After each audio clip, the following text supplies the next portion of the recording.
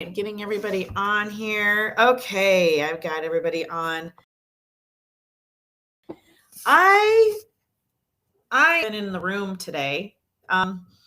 So it took me a little bit to get on here just because I was having a little bit of writer's block. I'm just going to be honest. I didn't know about today because I don't know. I just had writer's block. I've had it since yesterday. Okay. And so I just needed to do a little what I wanted to talk about. And as I was doing this research, I just kind of was trying to put myself in where I am now, like as of talking about downsizing. And as a realtor, I hear a lot of things. A lot of times as a realtor, I get brought in after somebody has already passed or whatever, unless somebody is downsizing to move to someplace else, maybe they're going to start being snowbirds or something. Okay. So, but I just kind of wanted to talk. What I've come up with today is emotions and downsizing, how to deal with them and move past them. Okay. So I'm going to call out the elephant in the room. Nobody wants to talk about the fact that we are emotionally attached to stuff. Okay. We are not necessarily that we are emotionally attached to stuff. We are emotionally attached to the memories that surround the stuff. Okay. As I was sitting there thinking about that, I just was kind of like, so we all have these things. We all have, we all have to stuff that we are emotionally attached to. I'm going to tell you, I have a dress that I wore for my senior pictures. I really felt like I was smoking hot in, and I still have it. I am almost 50 years old. I'm 49. I'm not going to lie about my age. I'm 49. I still have my senior pictures in high school. Okay. But I love that dress. I had the big hair, the eyeshadow on, but I thought I looked amazing. I still think I looked pretty good in that picture. Okay.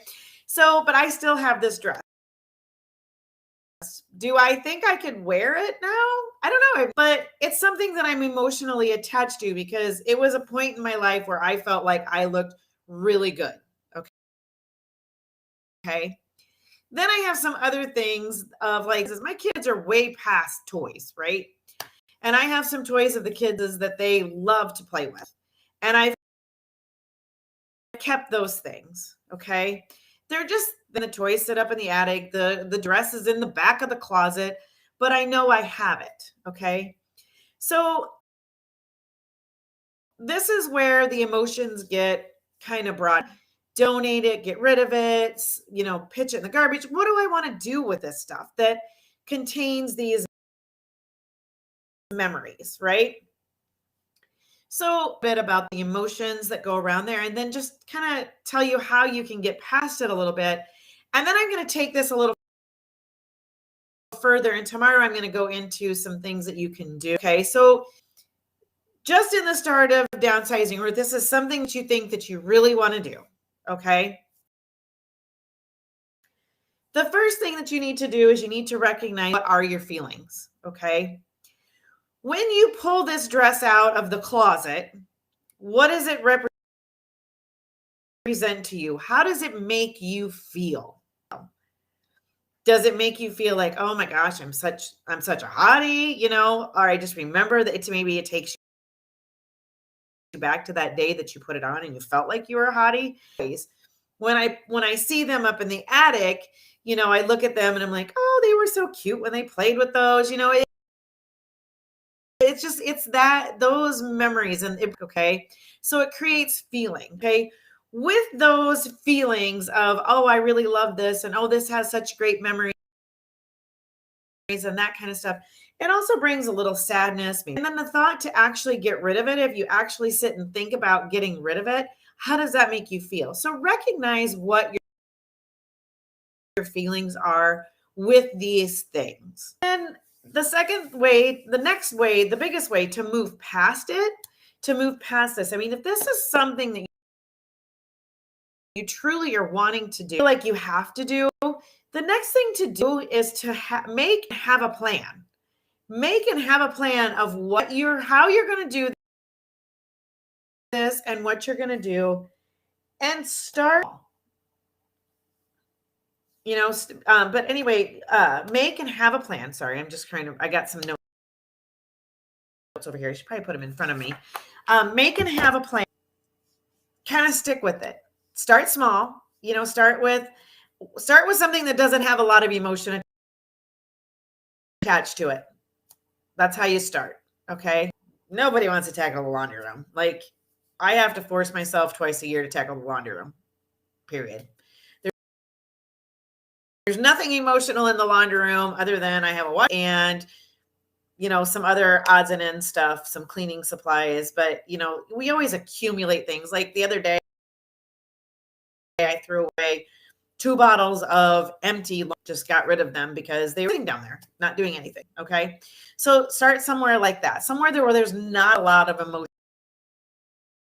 attachment to stuff. Okay. Because this is, when you have a plan, what this does is this creates you to feel like you're in control and less anxious. Okay. So it is anxiousness and control.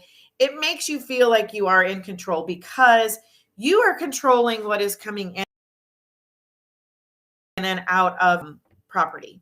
Now, doing that, okay, if you are helping a loved one downsize, let them be in control. If you're doing it, if they have not passed away, let them be in control. Let them to help you decide what to keep and what to get rid of.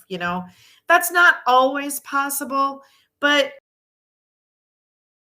in some circumstances, it's just, and let them have a say on whether it's a keep or a throw. If you keep a pile, then you may have to go back through the keep pile and say,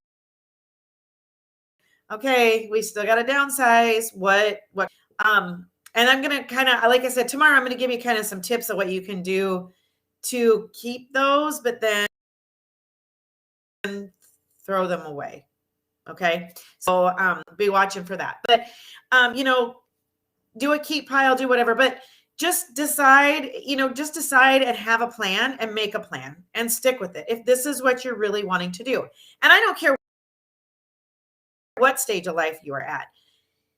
If your sales went up like a ginormous amount, I don't have the statistics in front of me, but I know I looked at it and camper sales went up a ginormous amount.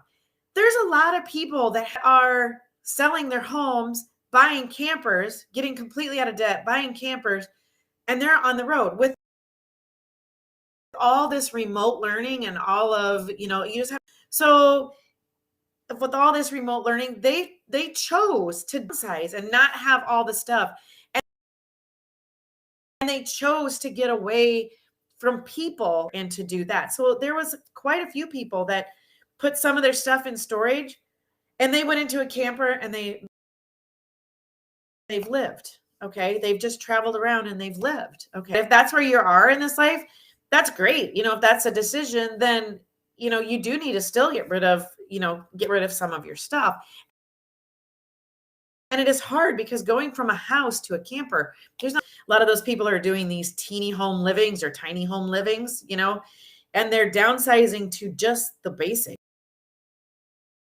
Like they have a place to sit, they have a bathroom that's not very big, and they have, it's all on wheels. Their living room and kitchen are part of one in it, so think of it that way. If you're going to do no matter how you're downsizing or what age you are, you're downsizing, there's going to be some emotional stuff attached with that. Okay.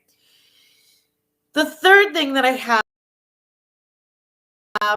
and I think this to pre-to are downsizing, whether we are purposely downsizing to have a date and goal to move forward, or whether we are just trying to keep things downsized so we don't have so much clutter, because our minds, when there is a lot of clutter, a lot of times they have a lot in our minds, right?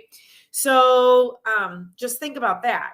Think about reduce the clutter in your mind, reduce the clutter in your house, and you'd be surprised. Here's the thing. Start early and take it slow. Like I said earlier, take it slow. Start with the laundry room, you know?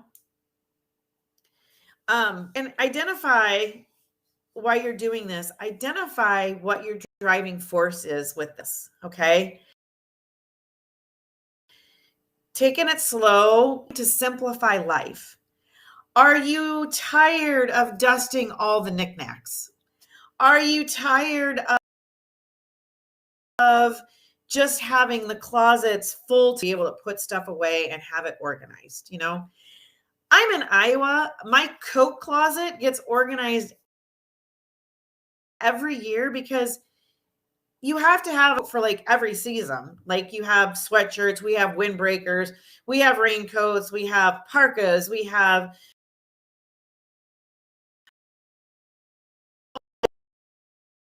spring jackets, we have, and it's just, and we have that too. Sometimes it could be just downsizing what you have for coats in your closet. Okay. But start small and identify what your drive is behind this. Just make things easier access to put away. Are you downsizing the contents in your house so you can get around better? Are you downsizing the content so you can go live in a 10 years when you're done working? What's it going to be for you? Okay. But this is a way to start doing this. And like I said, tomorrow I'm going to have with some of these items that you have in the house that, you can, you know, keep them, make them useful, and have. Okay. So we're going to talk a little bit about that. I hope you guys enjoy this. Sorry it did take me so long to get on here. I just really had writer's block and I didn't know what I wanted to speak. And I just was really digging deep to figure out coming on live video every day is harder than it looks. I try to give you guys some good content, learn from what I'm talking about and everything. And sometimes I feel like my brain falls out on the floor. So, I just want to talk. I just wanted to come on here and live video going. I am still doing the one-on-one coaching. It can be with real estate or with anything. I'm going to be giving that away the middle of October. It'll be on a Wednesday. Okay, I'm here real soon. Also, guys, I have a downsizing course. I haven't got it named yet or anything like that. I'm still working on. I've got that course coming out, so be looking for that. And also, if you just want a community that's kind of in the same place as you are, we got kids, we've got older parents, we've out. If you want to go to a community where we can kind of talk a little bit more about this kind of stuff, then pop over to the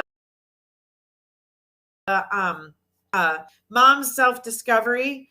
I'm drawing a blank on it. Oh my gosh. Mom's Self-Discovery, Women Writing a New Chapter. Oh my gosh. Okay. So anyway, pop over there. The links and all are in the description. If you are on YouTube or on Instagram and you want to go ahead and enter for the free drawing, go ahead and like and then comment on the video. All right. I'll draw for that. And it doesn't matter what platform you do it on. I'll check them all and we'll get everybody entered in for the drawing. Okay. Also, if you want to drop into my group, if you're to YouTube, if you're on YouTube, click the subscribe and the bell so you get notified when I'm on YouTube. And also, if you're to YouTube, to make sure you don't miss it, the links are all in the description. Okay. So go ahead and check that all out. And I will see you guys tomorrow with some more tips.